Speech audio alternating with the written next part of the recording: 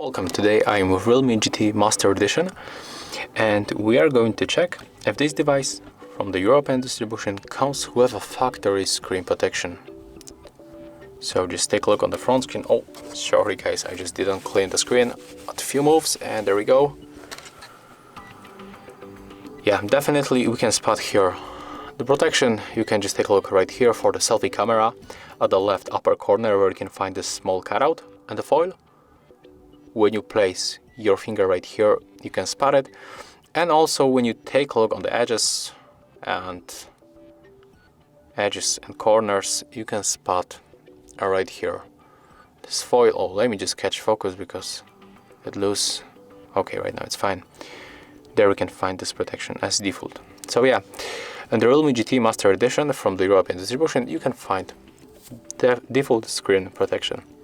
If you find this video helpful, remember to leave a like, comment and subscribe.